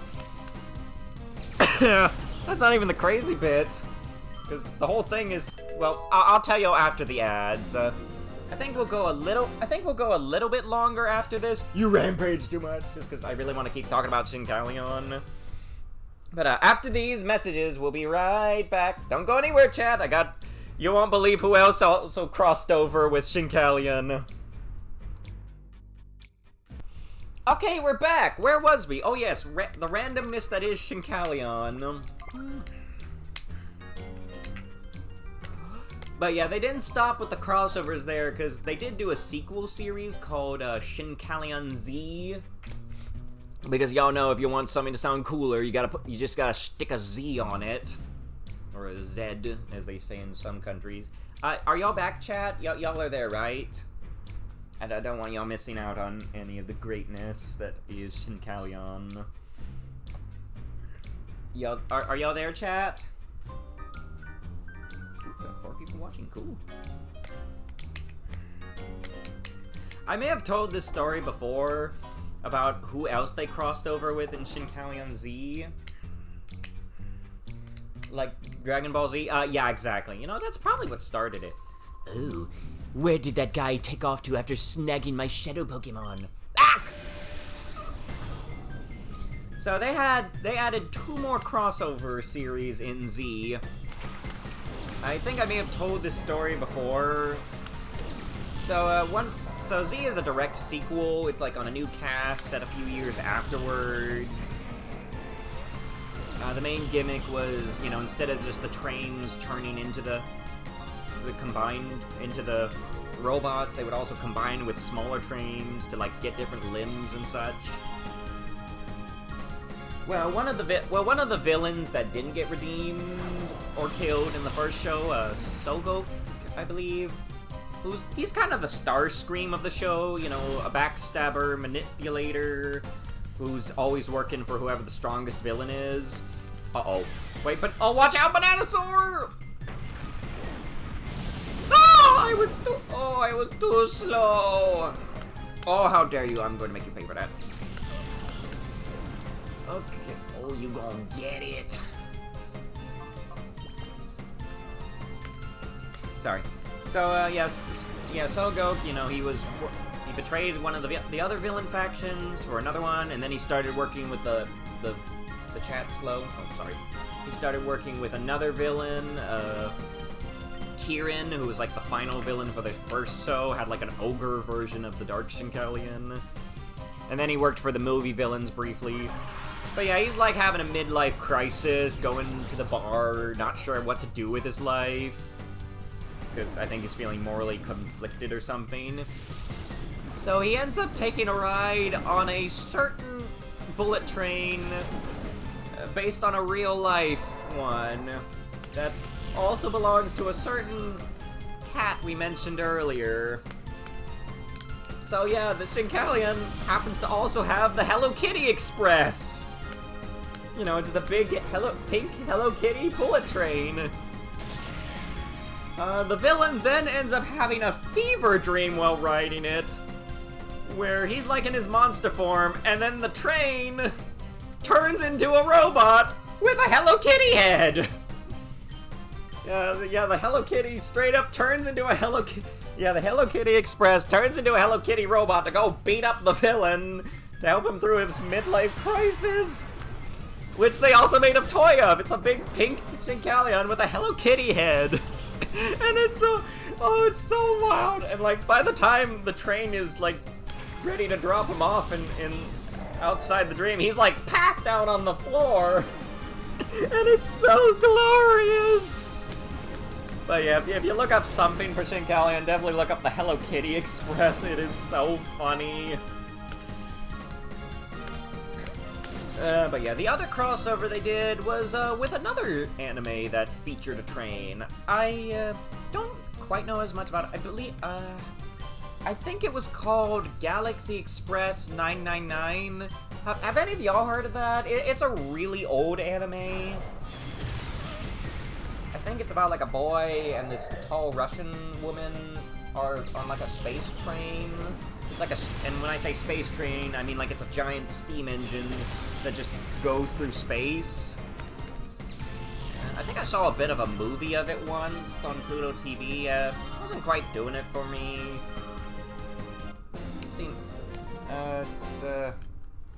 If any of y'all know about it, let me know, because,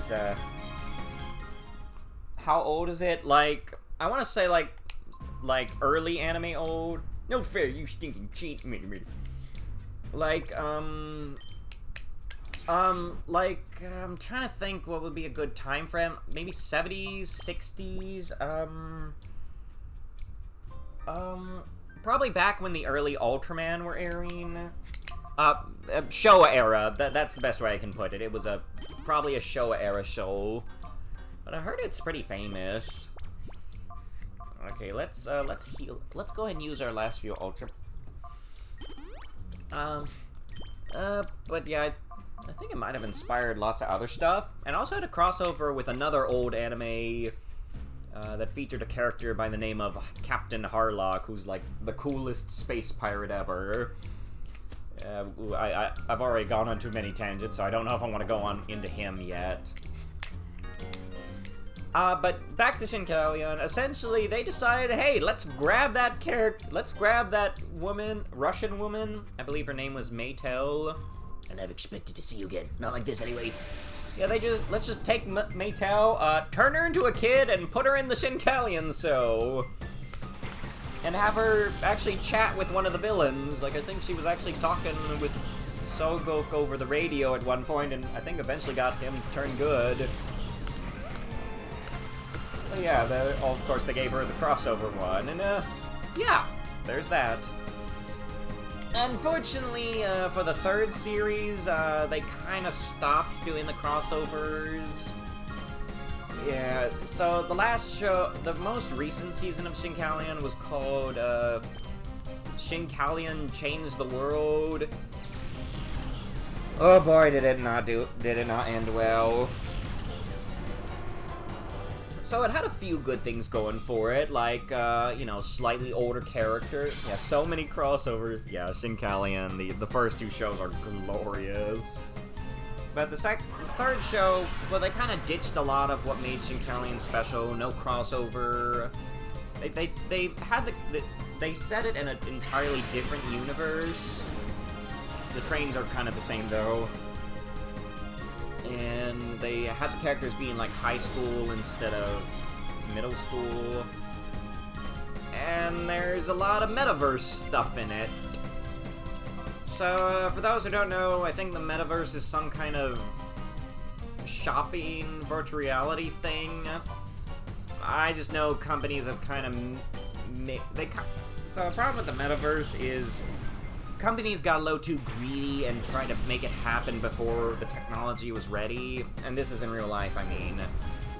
And, yeah, if you know, you know. It's kind of something that's not quite working out. Well, there's a lot of virtual reality stuff in Change the World, and certain stuff that, don't really work. Mainly with certain AI program characters. By that I mean, there's like some characters who are just straight up AIs, and, I don't, let's just say this was not the time to do that, cause, y'all know how people feel about AI right now. So, and I think it gets revealed later on that what the villains are. You know, they're like these giant monsters that keep showing up, causing trouble. Funny enough, one of them was based off a gamer PC. Like, it literally looked like it's made of a PC that shoots out discs and is on roller skates that look like the bottoms of chairs. It's wild.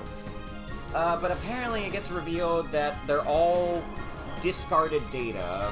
You know, data that got deleted, like, you know, old, out-of-date AIs, programs that are not in use anymore, that kind of thing. But apparently another AI that the guy who made the Shinkalions had kind of misunderstood his dream, because, you know, his dream was like have a heroic giant train robot that would protect people. well, the AI kind of misunderstood that and decided to start making monsters to make the guy's dream a reality, which, you know, is not what he meant. And, I don't want to go into too much detail because it's getting a little late, but the show kind of, you see, the main character also has like an AI companion who kind of becomes evil at the very end, when she really didn't have to. Because the thing is, they're really kind of wishy-washy about how you should feel about the discarded AI programs that become the monsters, because... Oh, Team Snag 'em forever! Yeah. I don't... What is that? What on earth? Oh, found some Ultra Balls! That's nice. But the thing is, they don't really understand... The show doesn't... I'm really not sure how they're expecting me to feel about these data, because here's the thing, you know, computers can only hold so much data. Like, I'm sure y'all have experienced, you know, times where your computer gets too full. And the main issue with these discarded data is they don't humanize it any. Like, now, take the net navies, for example. I feel like those are... Oh, hello! Well, we found our target. Well, Okay, I'm just going to make a save state, because we're going to get ourselves an alligator in just a moment. So, again, the data is literally just, like, junk. You know, like, stuff you would throw away. Except, it's data, you know, so it's not something that gets you can just throw away, like, you know, like a used can or garbage. Yet the show keeps expecting you to have sympathy for it, but you can't, because it's just data, you know. And it's impossible to not have unneeded data, because that's just how computers work, you know? There's going to get a point where you can't have all the data on your computer, otherwise it's going to crash, and... So, okay, so, to sum it up... Oh yeah, also the main character gets kind of crippled by the end of the show, so he can't drive the train anymore.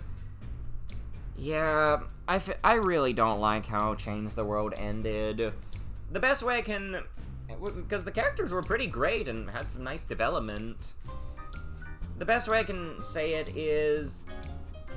The show was almost great, but then at the very end, it slipped on landing and then broke both its legs. But yeah, thank y'all for listening to that tangent. Let's fight Bluto. What? It's been a while, not since the mayor's house in Fennec City. You quit Team Snag 'em? There's nothing here for you. Or did you come out to see me? Bluto! If that's the case, I better not disappoint you. Alright, our target has been found. Cypher Peon Bluno. And there's our target, chat. Croconaw! The Shadow Croconaw we missed out on so long ago. Uh-oh. Okay, so something a little concerning has just occurred to me. He's very underleveled. But yeah, I guess if we had picked Croconaw, we'd probably be fighting Rosso or Verde instead.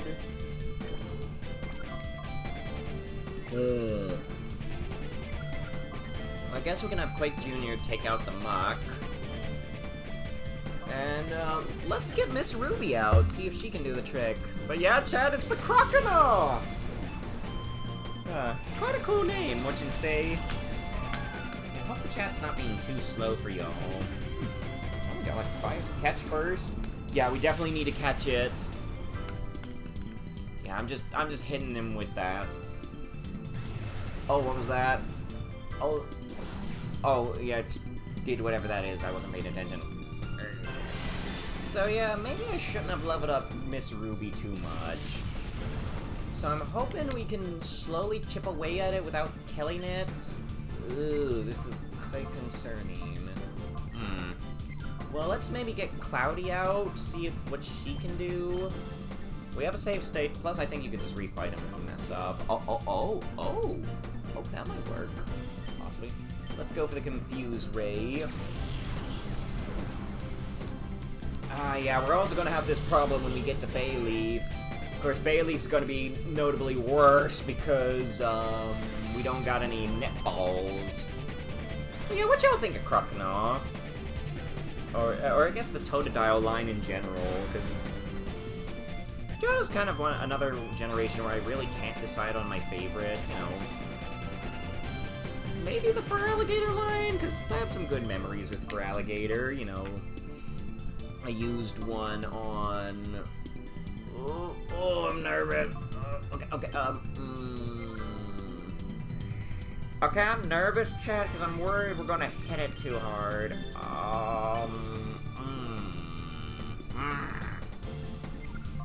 Okay, maybe we should have brought a weaker Pokemon. Oh, wait. I got an idea. Very snappy, indeed.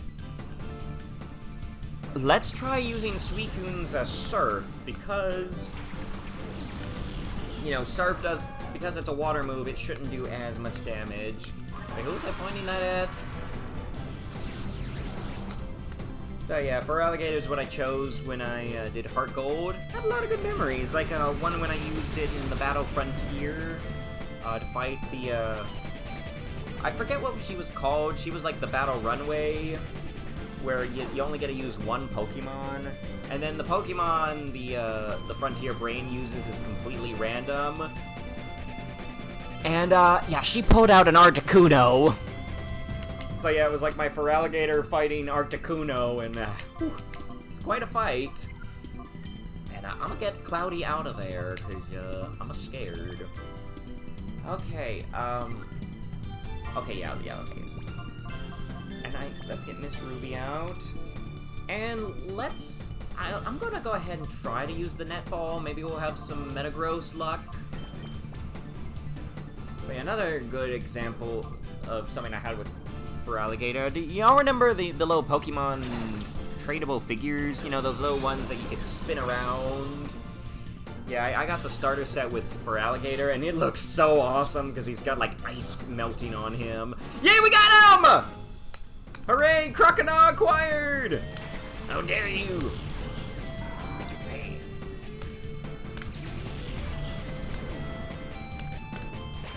Thank goodness. So yeah, I think we can, so yeah, that went well. I don't know if we're gonna have that kind of luck with, Oh, how dare, oh, how dare you poison me? I just got here too, ah! Okay, well, we'll be fine. And from here, why don't you mess up that pig? And, let's get ready to Quake Rave. No problem, bro. But yeah, y'all should look up the Feraligatr figure sometime. It looks so awesome. He's got, like, ice frozen on him. I think there's actually, like, a statue based on it. Heal, yeah, I think we'll be fine for now. Actually, probably should have gone for that pain split. Fortunately, I think once we're done with Bluto, whatever. Oh, shoot. I think we can get out of here. Which is good, because I'm almost out of tea. Oh, so I wanted to ask y'all something regarding the Bug Fables stream coming up next week. Do you want me to make a unique layout for it, like I did with Mega Man? So, y'all may, if y'all remember how with Mega Man I had like a unique layout set up. What the? Where'd it go? Uh-oh. Oh, we don't have enough energy to Quake Rave. Oh dear, this could be a problem. How'd you miss? Oh, dang, Bluto. Oh, yes? Oh, yeah, you want me to make a unique layout? Okay, then, yeah. I was wondering if you wanted me to do that or just go with a layout like I have here. Because, you know, I'm still trying to figure out the best way to grow. And yeah, I could probably make a unique layout. You know, go grab the, Why do you have a fire type? You know, go grab the layout from some sprites from the game and then make a neat little layout. So yeah, I'll make a custom one if y'all want me to. And let's actually be a little cheeky before we switch out.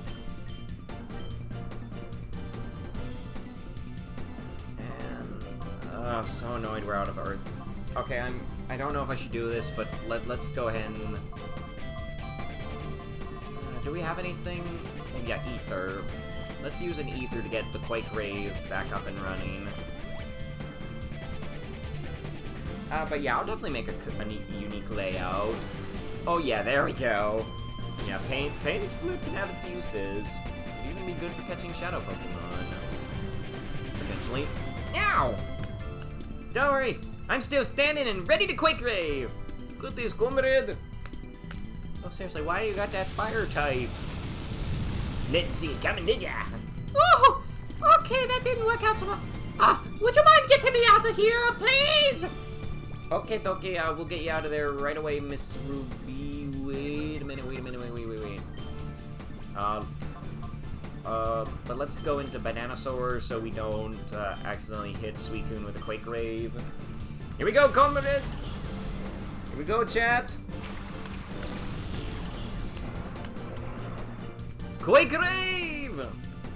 Not my problem. Bada bing!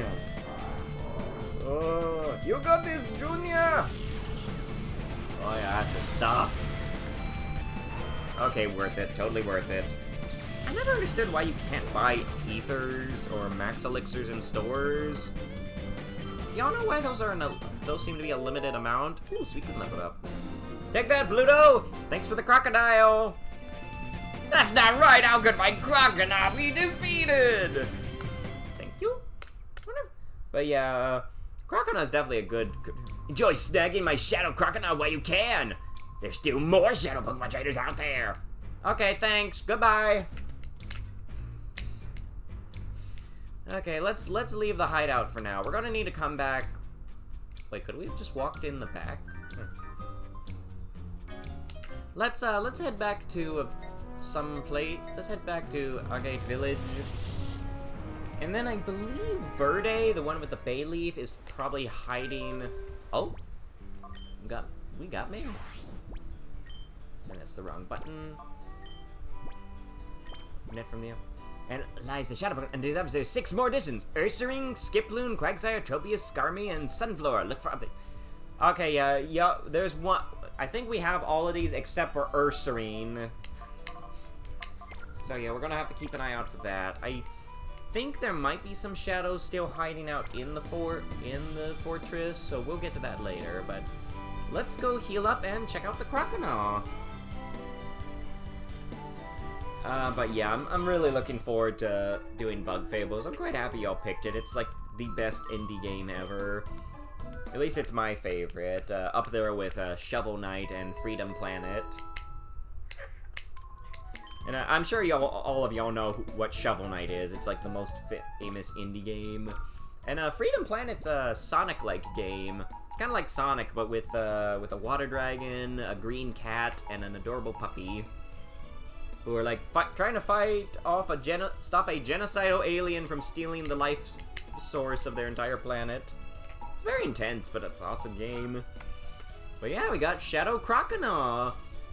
Yeah, pretty nice looking. Don't know if we'll want to use it because we got Suicune, but yeah, Crocodile is definitely one of the better, probably one of the best choices early in the game because it can learn Surf. So yeah, your other choices for using Surf is the Quagsire over here, which can be good if you get it with the right ability, and of course Suicune, but you don't get Suicune till halfway through. But yeah, I'll try to get more of these Shadow Pokemon ready. Oh, watching 5Ds on the side right now. Card games on motorcycles! Oh yeah, awesome. Actually, I think I'm actually going to do something real quick with this Crocodile, because it has the Mystic Water TM. So I think I'm actually going to take that off of it and give it to Suicune so Surf gets a bit stronger. Motorcycles! Yeah, that's great. Say, 5Ds actually had a few video games too. I think they actually had a racing game where you like dueled while racing at the same time. I wonder if I should consider trying that at some point. It also had the Tag Force games. But yeah, we're gonna... Thank you, Mr. Crocodile. No, we're gonna give the Mystic Water to Suicune so their Surf can have a little bit of a boost. I don't know if these type boosting items really work that well. I do think if I do play this game on Colosseum, I might go for Crocodile. Oh, then again, I couldn't use Suicune. I mean, I could, but wouldn't be optimal. Yeah, I'll worry about that at some other day. But yeah, I'll try to get, try it. Yeah, I'll look into it, see if it'd be worth streaming. It might be a little hard to set up because it might be on the Wii or something, but hey, that might be fun for either a one-off stream or something. You know, stream some card games on motorcycles! I need to look up that video later. But yeah, we caught another shadow Pokemon. All that's left, I believe, is Bayleaf, as well as a couple others I don't know, we haven't found, like Schmeargle and Ursaring. After that, we just gotta do all them Colosseums, beat Mount Battle, and beat the game again, and bada bing, bada boom!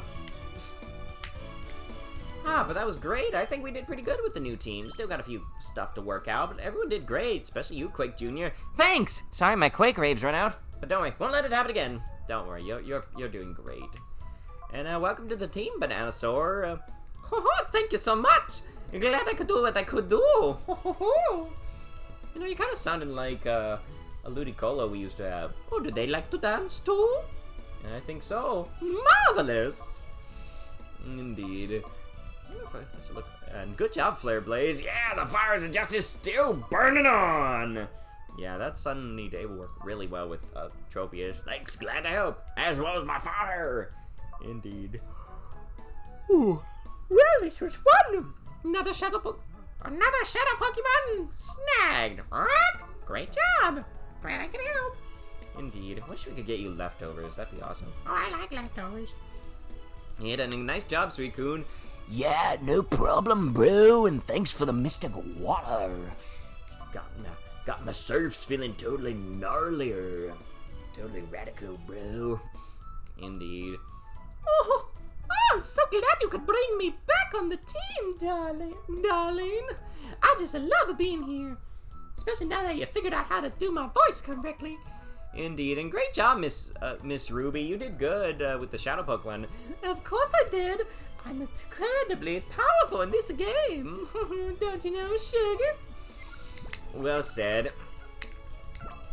But yeah, we still got quite a few streams left in this, so do stick around, chat. I was going to do a special stream tomorrow to decide the next game, but y'all decided on Bug Fables, which I'm very excited about. Get ready to see some pretty amazing fun bugs, some that might even rival Silky. Well, I wouldn't go that far, but I have heard that the denizens of Bagaria are quite marvelous, I will say that.